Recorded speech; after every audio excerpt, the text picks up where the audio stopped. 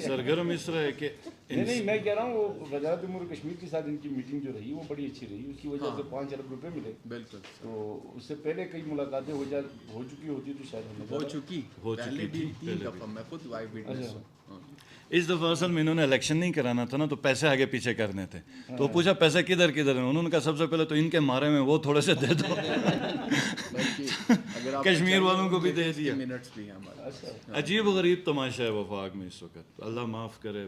بس دل آپ سمجھیں کہ خون کے آنسو ہو رہا ہے. اور جو اس وقت وطن عزیز کی صورتحال ہے, آپ سب دعا کریں کہ اللہ عقل دے ارباب اختیار کو کہ یہ جو ہمارا ملک ہے وطن عزیز یہ بچے. اور جو حالات ہم نے دیکھے وہ تو مطلب کسی صورت پہ بھی کوئی بھی انسان جس کے سینے میں دل ہے وہ نہیں برداشت کر سکتا.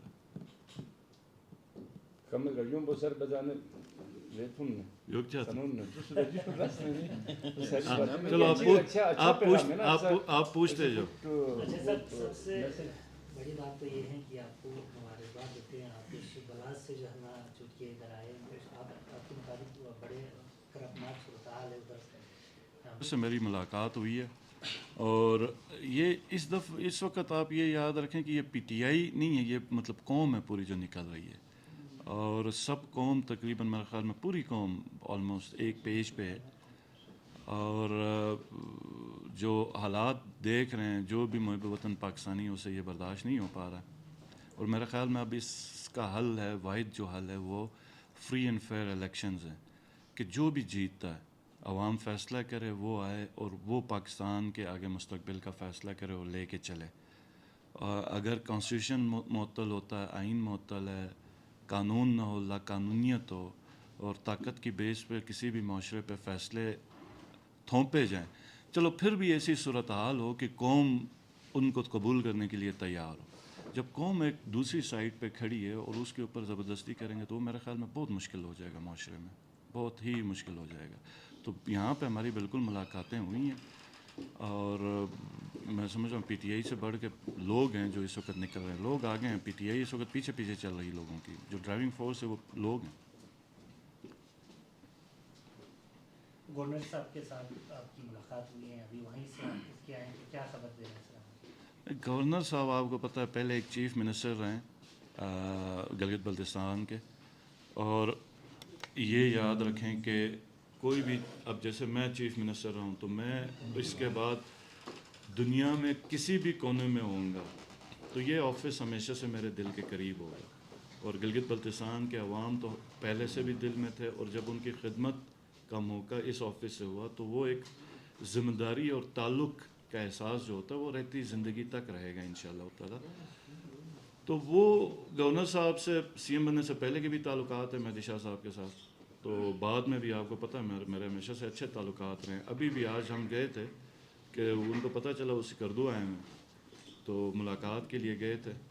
رات کو شاید کھانے میں پھر ہم دوبارہ بیٹھیں گے, تو ہمیشہ ان سے اچھی ملاقات ہوتی ہے.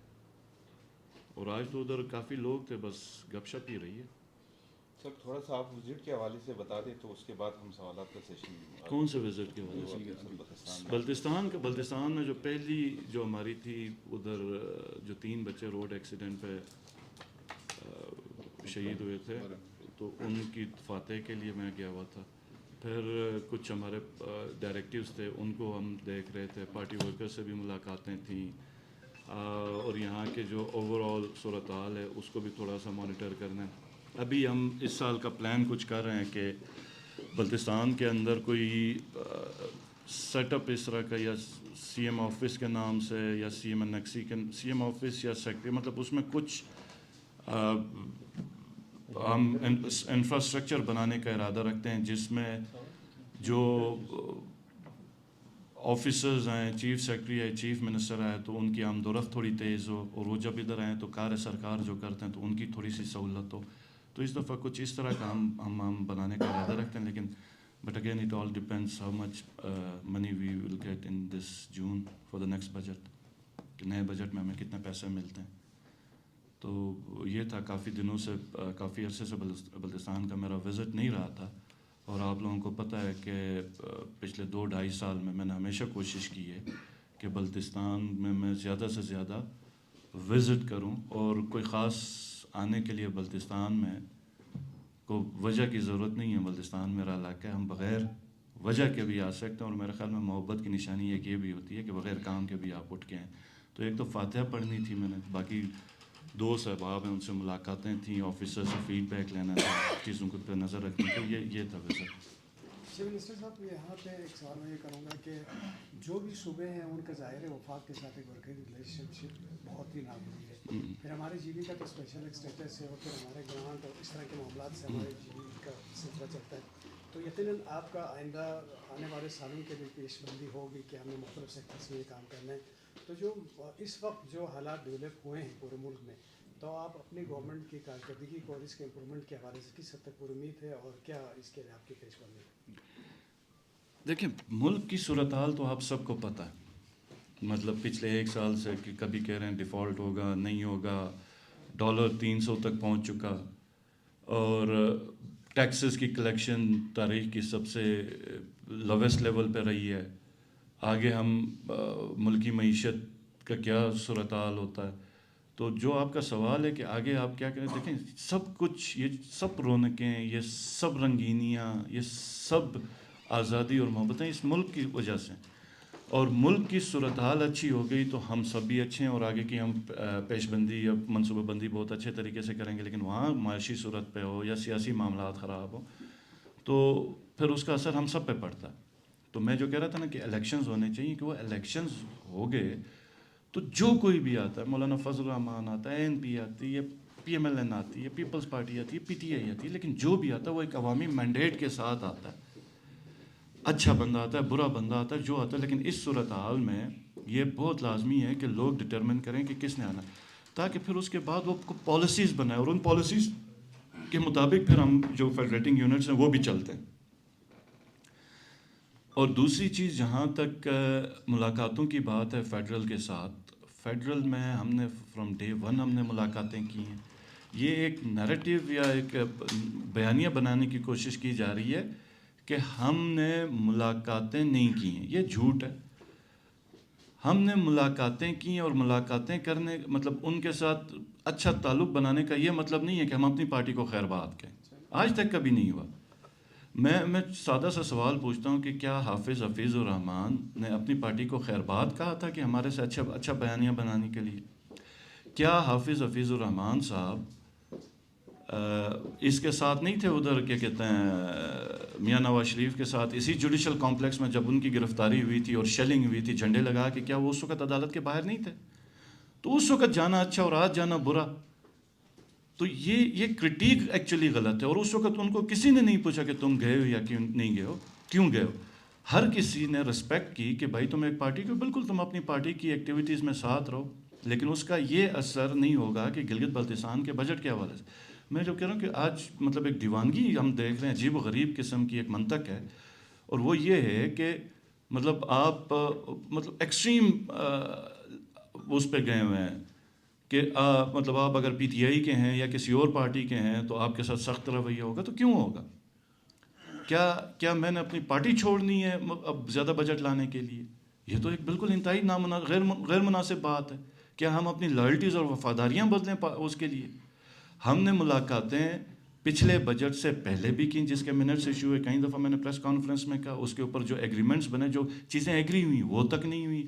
اس کے بعد فائنانس میں پی این ڈی میں احسن اقبال سے اور پی این ڈی کے سیکرٹری سے کئی دفعہ ملے، ریکویسٹیں کیں، ہر چیز ہر طرف سے کوشش کی. اور ریسنٹلی ہم قاہرہ صاحب سے بھی ملے، اور جب بھی ملے ہمیشہ ہم خوشگوار اس کے اوپر ہم نے ہماری جو سرکاری ذمہ داری ہے، عہدے کی ذمہ داری ہے، ہم نے پوری کی ہے. ہمیں جس وقت ایپیکس کمیٹی میں بلایا گیا تو اس وقت بھی میں گیا، پشاور میں بلایا ادھر گیا، اس میں کیا کہتے ہیں پی ایم آفس میں بلایا میں چلا گیا ہوں. ہاں، جس وقت مجھے نہیں بلایا جائے اور آج جا کے وزٹ کیا جائے تو میں بالکل نہیں جاؤں گا، کیونکہ آپ نے کشمیر میں اس وقت بھی صورتحال دیکھی کہ پی ایم اے جے کے کو نہیں بلایا تھا اور وہ چلا گیا، اور پھر اس کے ساتھ کس طرح کی ٹریٹمنٹ رہی کہ وہ ساتھ بیٹھا ہوتا تو اس سے بات تک نہیں کی جاتی تھی. پرائم منسٹر تھا وہ اس وقت ادھر کا. تو ہر کسی کو اپنی عزت پیاری ہوتی ہے کہ جب آپ کو ایک جگہ پہ نہیں بلایا جائے تو آپ کو جانے کی ضرورت نہیں ہے. اگر آپ کو بلایا جائے گا تو بالکل ہم جائیں گے، کیوں نہیں جائیں گے. اور بجٹ کے لیے ہم نے پہلے بھی تعلق رکھا ہے اور ابھی بھی ہم بالکل اپنی طرف سے جتنی بھی ڈاکیومنٹیشن ہے، جو ہماری ڈیمانڈ ہے، جو پروجیکشن ہے، وہ بیٹھ کے ہم کام کر رہے ہیں. ہمارے ڈپارٹمنٹس کام کر رہے ہیں. میں خود جہاں پہ ضرورت ہوتی ہے ہم میٹنگ کرتے ہیں.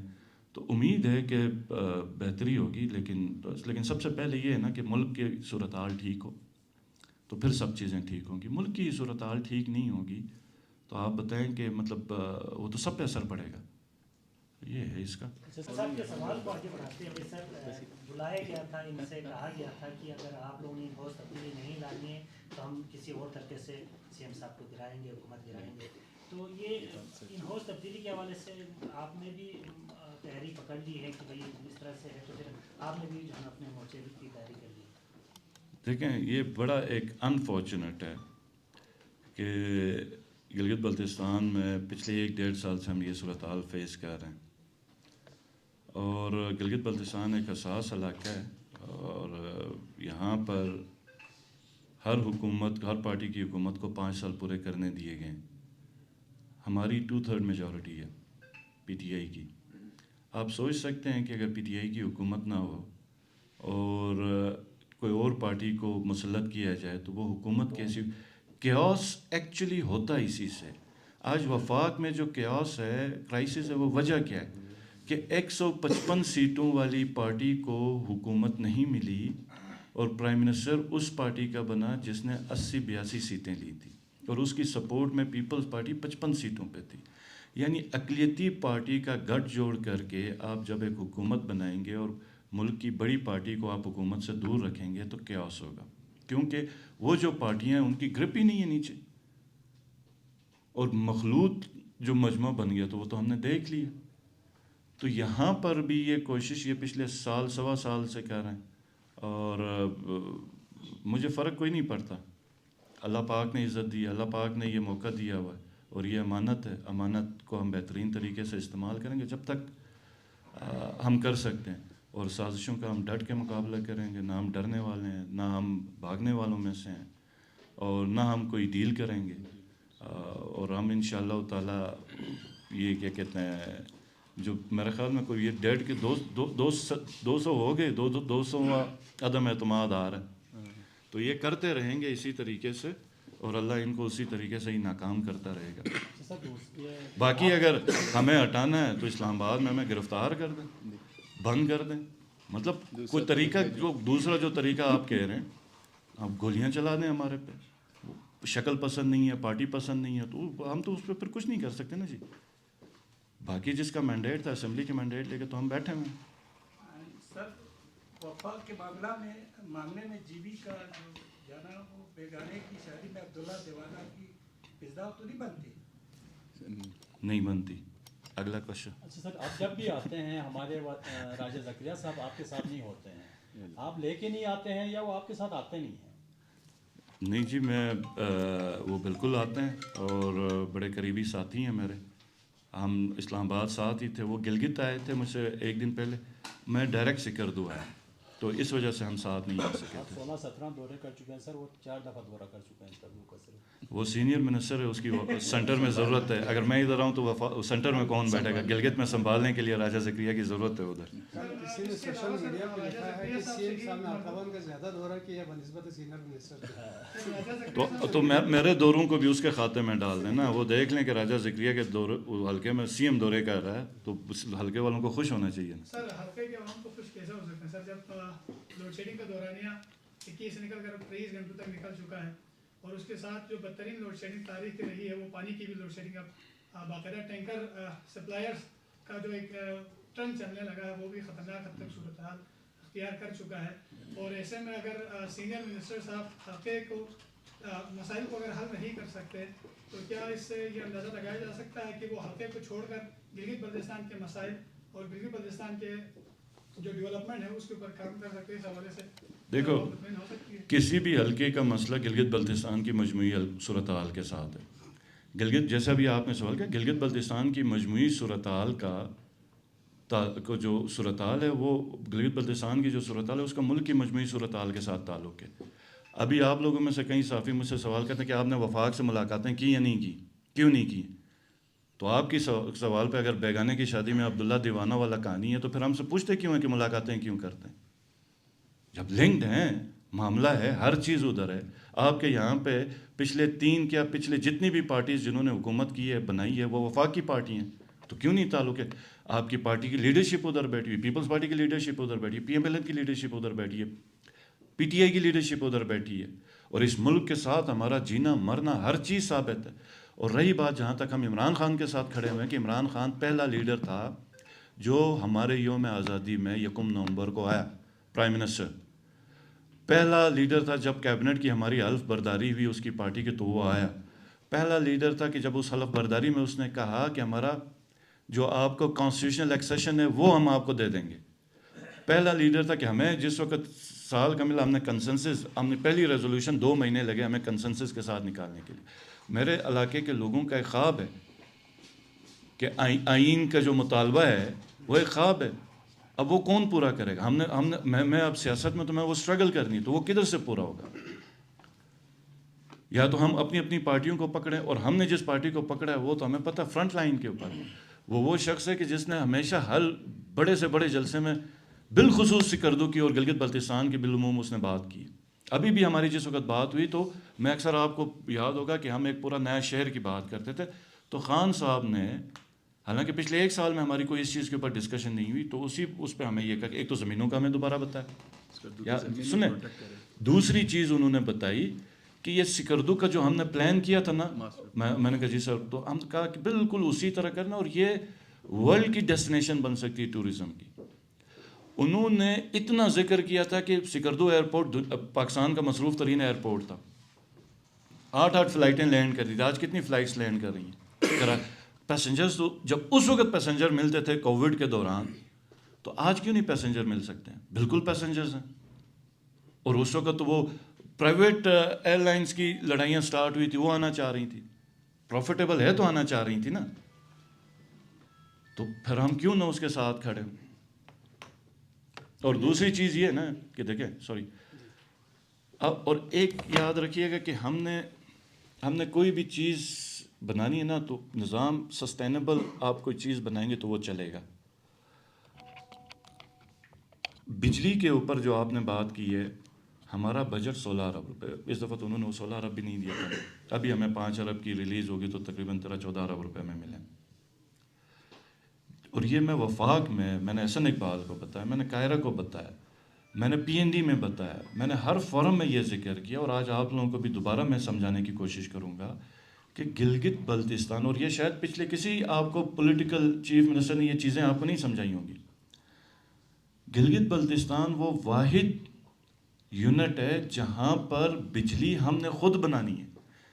4 صوبے اور انکلوڈنگ اے جے کے کو بجلی وابڈا دیتی ہے. اس کا کیا مطلب ہے؟ اس کا یہ مطلب ہے کہ وہاں کے صوبوں نے اپنے ڈیولپمنٹ کا پیسہ بجلی پہ نہیں دینا، وہ اپنے ڈیولپمنٹ کا پیسہ ایجوکیشن میں دیں گے، ہیلتھ میں دیں گے، انفراسٹرکچر میں دیں گے، پاورٹی ایلیویشن میں دیں گے، وومن ڈیولپمنٹ میں دیں گے. ہم وہ واحد صوبہ ہیں جس نے بجلی خود بنانی ہے. اب آپ کو ایک چیز یہ سمجھ آ گئی، 16 ارب سے ہم نے بجلی خود بنانی. اب 16 ارب سے ہم 5-6 ارب روپے بجلی کے دیں گے تو ہم 6-7 میگا واٹ بناتے ہیں. اب وہ پچھلی جتنی فیزیبلٹیز ہیں، ایک پروجیکٹ 5 سال تک پڑا ہوتا ہے، اور پھر اس کی ریویژن ہوتی، ہر سال کی ایک ریویژن اس کی الگ ہوتی. تو پیچھے رہ گئے باقی، اور ہم باقی تمام چیزوں کو تو ختم تو نہیں کر سکتے نا کہ یار ایجوکیشن کو بھی چھوڑو، ہیلتھ کو بھی چھوڑو، انفراسٹرکچر کو بھی چھوڑو، روڈز، ڈسپنسریز سب کو چھوڑو، صرف اور صرف بجلی بنانے پہ پیسہ دے دو. اور وہ دن بدن ڈیمانڈ اتنی بڑھتی جاتی ہے کہ آپ 5-6 میگا واٹ سال کے ایڈ کرتے جاؤ گے، لیکن ہر سال 15-15 20-20 میگا واٹ کی ڈیمانڈ بڑھتی جاتی ہے. یعنی کہ ہمارا جو بجٹ ہے اس سے ہم یہ گیپ ختم نہیں کر سکتے. یہ سب کو سمجھنا پڑے گا کہ کسی طریقے سے بھی اس بجٹ سے گیپ ختم نہیں ہو سکتا. تو پھر ہمارے پاس دوسری آپشن ہے کہ ہر کوئی کہتا ہے انویسٹرز لے کے آؤ. اب فرض کریں انویسٹر ہم لے کے آتے ہیں، انویسٹرز ہم نے بے شمار تیار کی. وہ انویسٹر آتا ہے، وہ بجلی تیار کرتا ہے، وہ بجلی تیار کرنے میں اس کو 15-16 روپے یونٹ پہ اس کی پروڈکشن ہوتی ہے. یعنی اس نے بجلی بنائی ہے تو وہ کہے گا یار یہ 15-16 روپے میری وہ قیمت ہے، کاسٹ ہے جس سے میں نے یہ یونٹ پیدا کیا، کاسٹ آف پروڈکشن ہے، پیداواری قیمت ہے. اور اب آپ نے جو مجھ سے لینی ہے تو مجھے 5-6 روپے یونٹ کے اوپر فائدہ دیں گے تاکہ میں اپنا یہ پیسہ ریکور بھی کروں, اور یہ پیسہ جو ریکور فرض کریں میں نے 1 ارب روپے لگائیں تو یہ 1 ارب 6 سال میں ریکور کروں گا تو وہ تو میں نقصان میں ہوں گا, یعنی کہ میں نے جیسے 1 ارب کسی کو ادھار میں دے دی تو وہ 1 ارب کا مطلب ایک ٹائم پیریڈ کا بینیفٹ فائنینشیل آپ اس کی کیلکولیشن اس کے اوپر اس کا پروفٹ سارا کچھ کر کے اس 6 سال میں اس کو 2 ارب ملنا چاہیے, کتنا ملنا چاہیے, تو اس کے حساب سے یونٹ کاسٹ بنے گی, وہ یونٹ کاسٹ کے اوپر ہم اسے پے کریں گے. اب آپ مجھے یہ بتائیں کہ ہم کیا 2 روپے سے اوپر یونٹ کی بجلی بڑھا سکتے ہیں؟ 1 روپے بڑھائی تھی نا میں نے, 1 روپے بڑھائی تھی, دھرنے آپ لوگوں نے دیکھ لی. تو ہم نہ یونٹ بڑھا سکتے ہیں اور نہ ہمارے پاس اتنا بجٹ ہے, تو آپ مجھے بتائیں کہ بجلی کدھر سے پوری ہوگی؟ اور دوسری چیز جو استعمال ہو رہی ہے اس کا بل ہمیں پورا ملتا ہے. اب آپ خود اسی معاشرے میں رہتے ہیں, مجھے بتائیں ہمارے پاس جس وقت نیچے کچھ گلگت کے لوگ آئے ہوئے تھے اس میں سے اپنے ادھر کے ہی بیٹھے ہوئے کچھ لوگوں کے گھروں میں میٹر نہیں لگا ہوا تھا. تو یہاں پہ چیمپئن تو ہر کوئی بنتا ہے روڈ پہ آ کے, ایکچوئل مسئلہ آپ نے حل کرنا تو آپ کو کوئی نہ کوئی فیصلہ کرنا پڑے گا. اور 50 روپے میں نے لائن رینٹل کیوں رکھا ہوا تھا؟ وہ اس لیے رکھا تھا کہ یہاں پہ ٹرانسفارمر خراب ہو گیا. سب سے بڑا ہے لوگ ووٹ دیتے ہیں اس چیز کے اوپر کہ اس نے ہمارا ٹرانسفارمر ٹھیک کروایا, حالانکہ ڈپارٹمنٹ کی ذمہ داری ہے کہ ٹرانسفارمر خراب ہو اس نے جا کے ٹرانسفارمر ٹھیک کرنا ہے. لیکن چونکہ یہ مشکل کام بنا ہے, کیوں مشکل کام ہے؟ پیسے نہیں ہیں, لائنیں اس کی مینٹیننس کے اوپر اب پیسہ نہیں ہے. تو ہمارے پاس 2 لاکھ لگ بھگ کنیکشن ہے, تو ہم نے کہا یار 50 روپے ہر مہینے کم ہے, اور 50 روپے اب اس کی ویلیو کیا رہے گی؟ 50 روپے آپ دیں گے تو سال مہینے کا 1 کروڑ ہے, سال کے 12 کروڑ. تو یہ 12 کروڑ ہم بالکل کنسالیڈیٹڈ اکاؤنٹ میں بھی جمع نہیں کرائیں گے, ڈپارٹمنٹ کے پاس ہی رکھیں گے. ایٹ لیسٹ مینٹیننس کا نظام چلے گا, اور اس کے اوپر ہم 6-7 کروڑ 8 کروڑ ہم بھی دے دیں تو 20-22 کروڑ اچھی خاصی اماؤنٹ ہوگی جس سے ہم مینٹیننس کا کام کریں گے. تو اس کے اوپر بھی احتجاج ہو گیا. تو نہ آپ پرائس بڑھا سکتے ہیں نہ وابدہ ہے. 16 ارب کے بجٹ میں آپ مجھے بتا دیں وہ پاور کے لیے ہم کتنا رکھیں تو وہ اس پہ کر دیں. اور اس کے بعد ہم درمیان میں ڈی جی سیٹ چلاتے تھے. جب ڈی جی سیٹ چلائے تو او جی پل فریجز ہو گئے. ہم نے یہی ڈی جی سیٹ چلا کے پچھلی دفعہ کتنی ہم نے بجلی دی تھی, بہتر کی تھی سکردو کے اندر, آپ سب نے تعریفیں کی. تو اس سال وفاق نے پیسے ہی نہیں دیے. تو اب بتائیں مجھے کہ میں ڈی جی سیٹ کہاں سے چلاؤں؟ اور وہ ڈی جی سیٹ نہیں چلا تو وہی لوگ جو پچھلی دفعہ پل فریجز کے تانے مار رہے تھے تو اس دفعہ کہہ رہے ہیں کہ دیکھو جی انہوں نے تو ڈی جی سیٹ ہی نہیں چلایا, 1 گھنٹے کی بجلی بھی نہیں دی انہوں نے. تو یہ صورتحال ہے. آپ کو ایکچوئل جس وقت مسئلہ آپ کو سمجھ آ گیا نا تو پھر آپ صحیح سوال کر سکیں گے کہ آیا کیا جی بی گورنمنٹ کو فیصلہ لے گی کہ انویسٹرز کو لے کے آئے 24 گھنٹے بجلی کا کوئی ایگریمنٹ کرے. کیونکہ ہم اس پوزیشن میں ہیں کہ انویسٹرز کو لا کے بڑے بڑے پروجیکٹس کے اوپر ان کے ساتھ فائنینشیل ایگریمنٹس کریں, لیکن اس کے بعد یونٹ ریٹ کے اوپر ہمیں سب کو بیٹھ کے ایک ڈیسائیڈ کرنا پڑے گا. تو ہمیں نہ وفاق کو جانے کی ضرورت ہوگی نہ کسی اور کی طرف جانے کی ضرورت ہوگی. اگلے 4 سے 5 سالوں میں پرماننٹ اس کا حل ہوگا. دوسرا سوال پھر آپ کا ہے کہ کیا آپ نیشنل گرڈ کو ادھر ایکسٹینڈ کریں گے, اور اگر کریں گے تو کیا آپ سبسڈائز ریٹس کے اوپر کریں گے؟ کیا وہ سبسڈائز ریٹ, کیونکہ وہاں پہ تو اس وقت 40 روپے یونٹ ہے. تو جب آپ مسئلہ سمجھیں گے تو پھر میرے خیال میں آپ ایکوریٹ سوالات پوچھیں گے. سر میں یہ پوچھنا چاہ رہا تھا کہ اس وقت بھائی میں کروائی اس کا بھی کوئی خاص خاطر خواہ اب تک جو ہے کوئی ہمیں ایسے کوئی بہت بڑا سرمایہ کار آیا نہیں. ایک آدھ آئے میں ان کو بھی سرکاری کسی نہ کسی حوالے جا رہا ہے, اور سرکاری کارکردگی سرکاری اداروں کی وہ بھی انتہائی مایوس کن ہے. بعض اداروں کے اندر تو سیکریٹریز کی جو انسٹرکشن وہ ہیں. کیونکہ سر دوسری بات ہمارے افضل صاحب نے بات کی راجہ زکریا صاحب کی, میں تو ایک اور راجہ صاحب کے پیچھے لگاؤں, راجہ جلال صاحب کی طرح سر وہ بھی گورنر رہے بڑا عرصہ تک یہاں پہ, کہیں پہ آپ کے ساتھ دائیں بائیں. راجہ جلال صاحب تھوڑی سی بیمار تھے ہیلتھ کے, وہ آپ کو پتہ ہے ان کے کیا کہتے ہیں عزیز کی اس دفعہ ڈیتھ بھی ہوئی, تو وہ بھی ان کے ساتھ نہیں آ سکے. تو کوئی اتنی بڑی پریشانی یا کوئی بڑی چیز نکالنے کی ضرورت نہیں ہے, ہیلتھ ایشوز ہیں ان کے. اور باقی جو سوال ہے اللہ خیر کرے، آپ نے تو اس طرح کا منظر پیش کیا جیسے پتہ نہیں کوئی میوٹنی ہونے والی، نیچے سے اوپر کا نہیں مان رہے ہیں، اوپر سے نیچے کا نہیں مان رہے ہیں، بس اگلے 3 دن کے بعد شاید تلواریں نکل رہی ہوں. ایسی کوئی صورتحال نہیں ہے. جب آپ کے پاس پیسہ نہیں ہے، بجٹ نہیں ہے، تو سب چیزیں جائم ہیں. ٹھیکیداروں کو پیمنٹ اس لیے نہیں ہو رہی ہے کہ پیسے نہیں دے رہی وفاق. آج سے پہلے کبھی یہ صورتحال نہیں ہوئی اور پیسے رکھ کے نہیں دیے. یہ زیادتی کی اس علاقے کے ساتھ، اور بہت زیادہ زیادتی کی. یہ وہ علاقہ ہے جس کو ہم کہتے ہیں نا NFC اور دوسری چیزیں.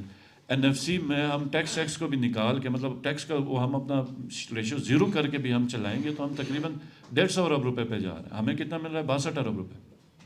میں یہ آرگیومنٹ بھی دیا. میں نے کہا آپ اگر ہم NFC میں ہوتے تو میں نے کہا میرے صوبے کو یہ ملنا تھا، تو میں NFC میں نہیں ہوں تو کیا میرا قصور ہے؟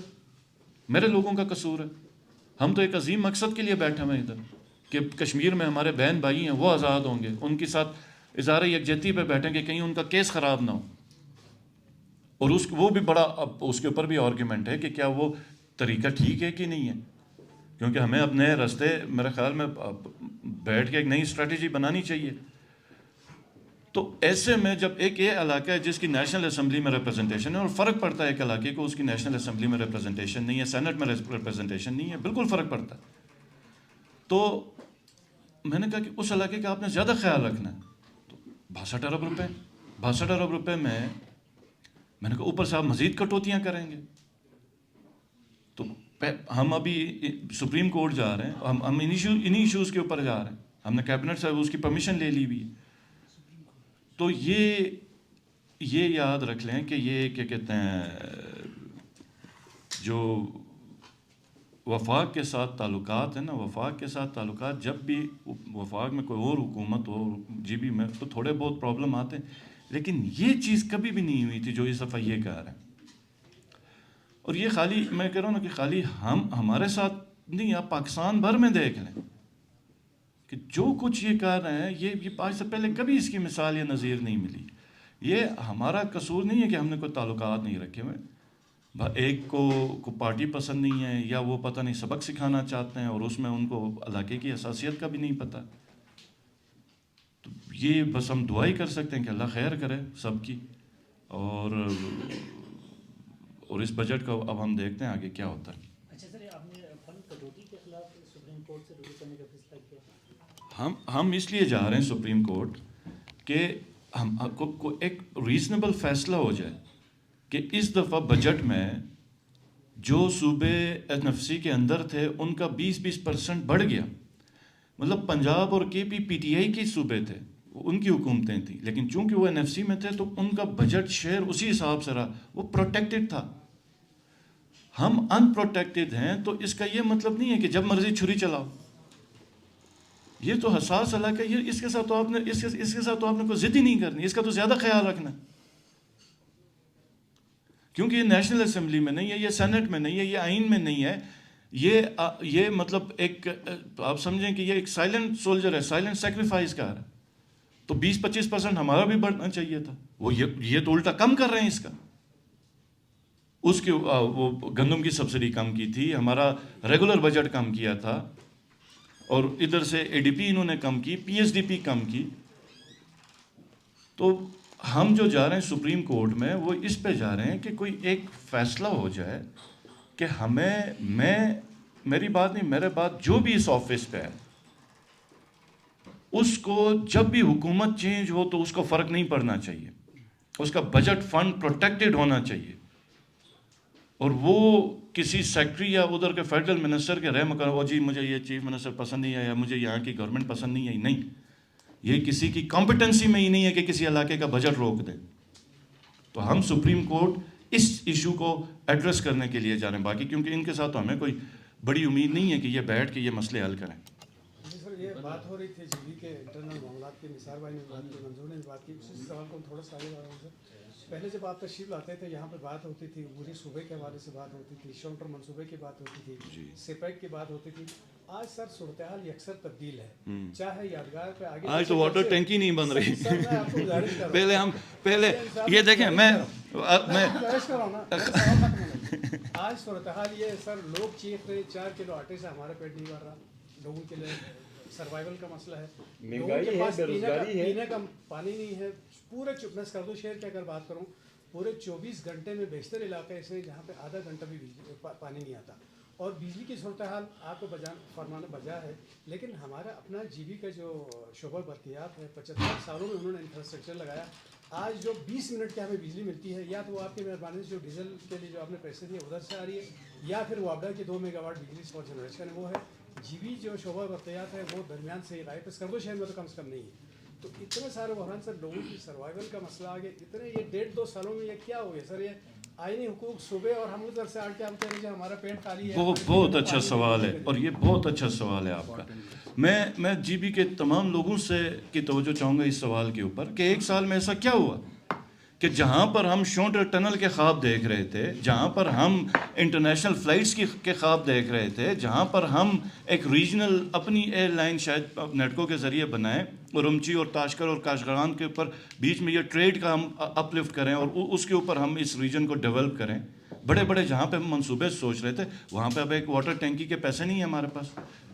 तो साल पहले इमरान खान था, अब ये साल पहले इमरान खान था, ये अभी मतलब 8 महीने तक हमें 2 अरब रुपए की एडीपी पे रखा हुआ, 2 अरब रुपए। अब 2 अरब रुपए से आपकी जब लाइबिलिटी ही पिछली अरबों की 10 अरब के 14 अरब, जब अभी आप लोगों ने कहा, तो उसमें से आप देंगे किसको? आप जिसको भी देंगे, बाकी जो 12 अरब रुपए वाले हैं वो तो आके लड़ाई करेंगे। तो आप फिर अगले काम कहाँ से स्टार्ट करेंगे? अगले काम कहाँ से स्टार्ट करेंगे? तो सवाल फिर यही आता है ना कि ये साल में क्या हुआ? साल में ये हुआ, इन्फ्लेशन कहाँ गई? 300 तक का डॉलर आ गया। और अब इस दफ़ा हमने 20 मेगावाट के करीब 21 मेगावाट के जीबी भर में हमने सिस्टम में ऐड करना था। एलसीज नहीं खुल रही। हमने चीफ सेक्रेटरी साहब को लगाया, खुद उनको फाइनेंस को कहा कि यार ये तो हमारे अपने एलसीज हैं, इनकी क्या कहते हैं महकमे बरकियात के, हमारा 21 मेगावाट आएगी, हमें तो वापडा भी बिजली नहीं दे रही, हम अपने बजट से बना रहे हैं, सर्दियों में हमें बड़ी प्रॉब्लम आती है, मेहरबानी करो इसकी एलसी दो। एलसी तक नहीं दी। हमने कहा कि डॉलर भी रहें, हम कुछ ना कुछ कर लेंगे, तुम एलसी हमारी खोल दो। एलसी तक नहीं खोली। तो आपका सवाल है, आप मुझे समझा देना कि साल तक क्या हम मतलब पिछले साल बड़े बड़े जो ख्वाब देख रहे थे, अब तो इस्लामाबाद जाते हुए भी डर लगता है कि पता नहीं कहीं उतार के कहेंगे चलो जी अंदर, क्योंकि इस दफ़ा तो मैंने फेस किया ना, हमने आपको गिरफ्तार करना है। क्यों गिरफ्तार करना? MPO के तहत, मेंटेनेंस ऑफ पब्लिक ऑर्डर। मैं कहा तुम्हें शर्म नहीं आती? तुम चीफ मिनिस्टर को इस ऑर्डर उसके ऊपर, और उनके पास कोई वो भी नहीं था। सर तारीख में पहली बार जीबी हाउस को सब जेल करार दिया गया और आपको हाउस अरेस्ट कर लिया 24 घंटे। गवर्नमेंट इस वक्त के मतलब हर किस्म की वायलेशंस हो गई हैं, और हाउस अरेस्ट कर उन्होंने कहा हमने आपको करना। मैंने कहा बिल्कुल ठीक है कर। पहले अडियाला लेके जा रहे थे, मैंने कहा चलो। फिर किसी ने समझ दिलाई मेरे ख्याल में, तो उन्होंने कहा आपको हाउस अरेस्ट करना। मैंने कहा ठीक है हाउस अरेस्ट करो। मैंने सेक्रेटरी को कहा इनसे ज़रा ऑर्डर ले लो। तो वो रात तक बैठे हैं हाउस अरेस्ट का, उसको सब, मैंने कहा सब जेल का अब तुम नोटिफिकेशन करो। तो किसी ने उनको समझाया कि बेवकूफ़ इंसानों, ये जीबी की टेरिटरी है, तुम किस तरीके से जीबी की टेरिटरी में तुम सब जेल डिक्लेयर कर सकते हो? फिर हमने कहा FIR हमें भेज दो। तो वो FIR की कॉपी अब वो जीबी हाउस के अंदर आके कहें कि तुमने ये किया, तो जीबी हाउस के अंदर तो जो हुकूमत है वो हम है, ठीक है। अगर आप बाहर से हैं तो आप इंट्रूडर हैं, लेकिन इस्लामाबाद पुलिस भी हमारी है, फ़ौज भी हमारी है, रेंजर्स भी हमारे, तमाम फोर्सेस हमारे, हम सब इसमें। लेकिन जो ऊपर से ऑर्डर्स आ रहे हैं, मुझे नहीं पता कि क्या मैडनेस है, पागलपन है कि उनको ये भी ख्याल नहीं कि जीबी हाउस के अंदर किस तरह जाना है। क्या मैंने उनको बताया कि अगर आपने कोई चीज़ को किसी को उठाना था, जैसे शाह महमूद कुरैशी साहब 2 दफ़ा एक्स फॉरेन मिनिस्टर रहे, इस असेंबली में वो मेंबर थे, 1-2 सेनेटर्स थे। तो अब हमें तो नहीं पता कि कौन से FIR में तुमने नॉमिनेट किया या नहीं किया।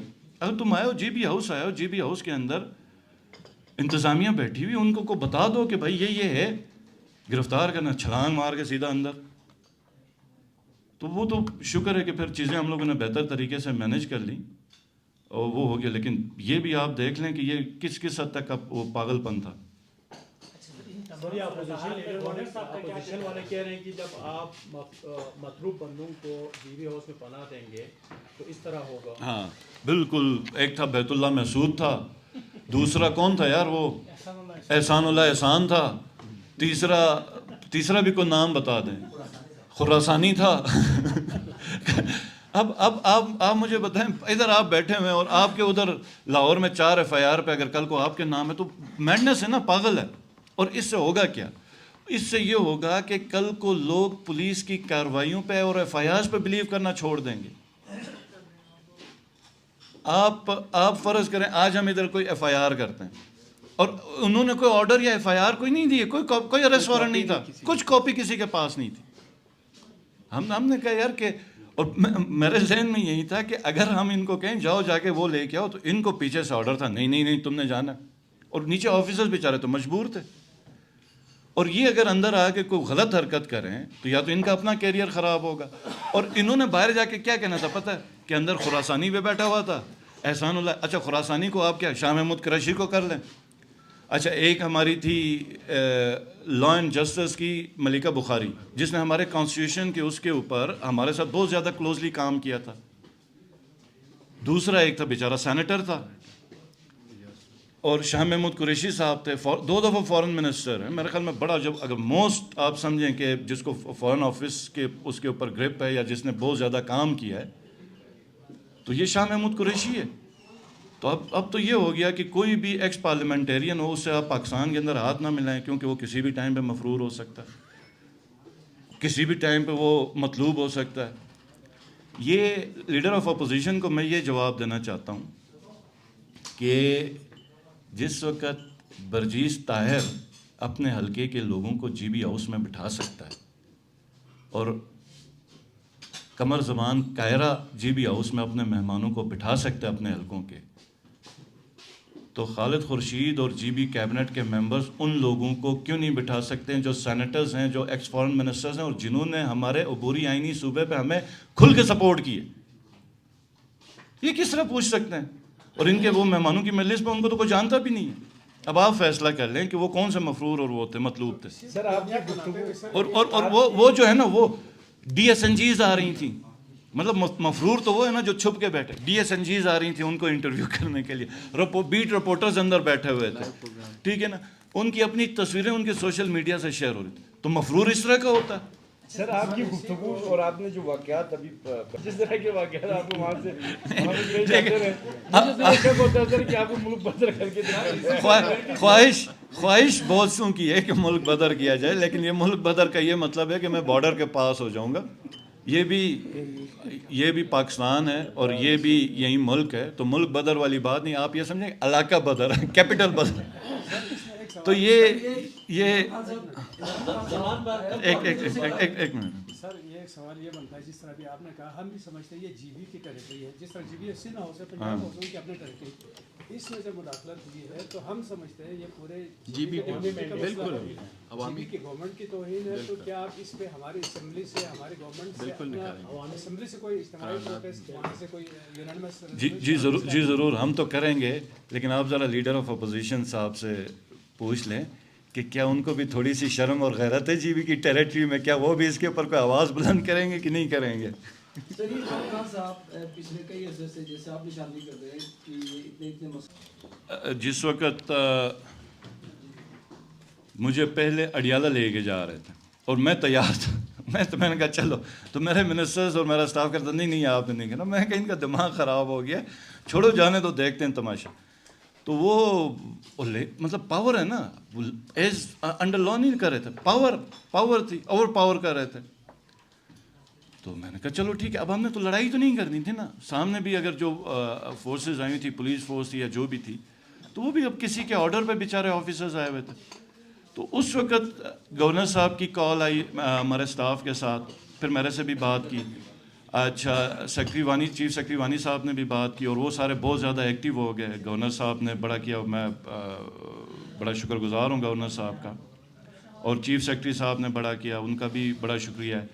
پھر پریزیڈنٹ آف پاکستان کی کال آئی, اور پھر پریزیڈنٹ آف پاکستان عارف الوی صاحب نے مجھ سے پوچھا کہ کیا ہے, تو میں نے کہا سر یہ ہے, یہاں پر یہ پاگل پن ہو گیا, مجھے کہہ رہے ہیں اڈیالہ چلو.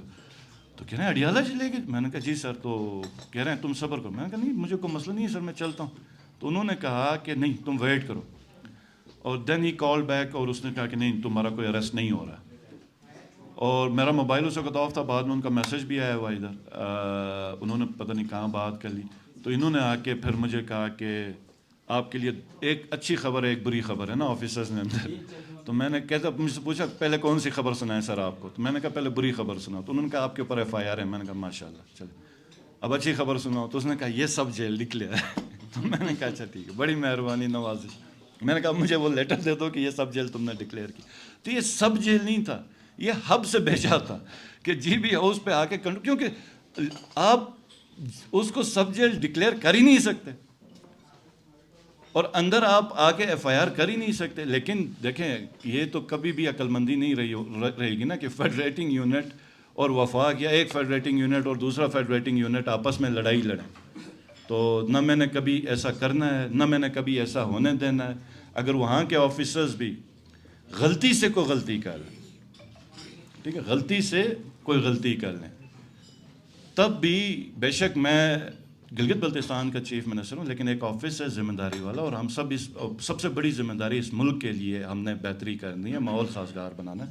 تو میں نے ہمیشہ وہ چیز انشور کرنی ہے کہ جو بہتر ہو اور جو پرامن ہو, جو پاکستان کے لیے بہتر ہو. تو میں کبھی بھی اس ڈائریکشن میں نہیں جاؤں گا جہاں پہ میں اسلام آباد کی فورسز سے یا کسی اور فورسز سے یا کسی اور اتھارٹی کے ساتھ یا فیڈرل گورنمنٹ کے ساتھ اس طرح کی لڑائی پہ چلا جاؤں. یہ تو بالکل میں سمجھتا ہوں پاگل پن ہوگا.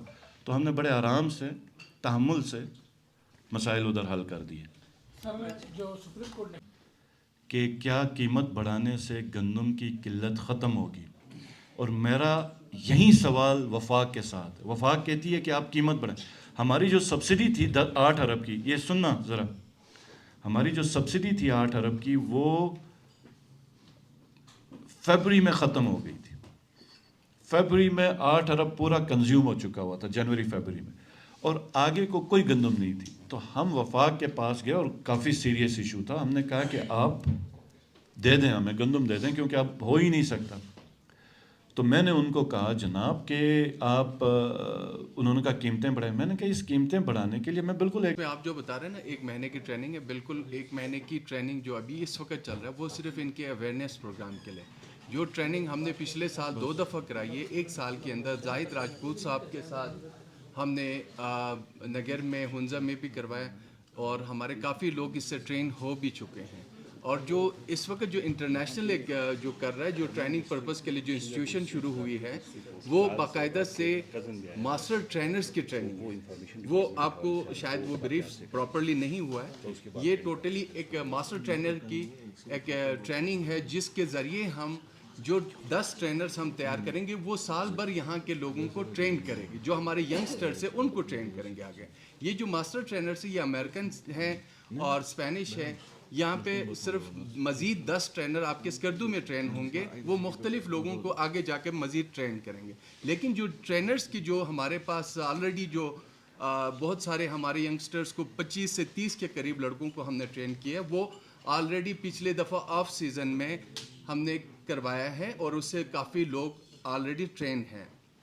اور اس کے علاوہ جو ہمارے انسٹیٹیوشن کے حوالے سے جو ہماری کوششیں ہیں CM صاحب کی بھی, اور انشاءاللہ اچھے انسٹیٹیوشنز اس وقت فسو میں بھی آلریڈی فیزیبلٹی سٹیج پہ ہے. یہاں پہ بھی ہم بلتستان میں مختلف انسٹیٹیوشن پہ ویل نون آرگنائزیشن کے ساتھ ہم کام کر رہے ہیں, جس کے ذریعے یہاں پہ ایک جو اچھے ایک ماؤنٹین گائیڈ کی آپ کو ضرورت ہے, جو پراپرلی 2 سے 3 سال اس کی جو ہے نا ٹریننگ کی ریکوائرمنٹ ہے, اس کے لیے باقاعدہ انٹرنیشنل انسٹیٹیوٹس کے ساتھ کام شروع ہو چکا ہے.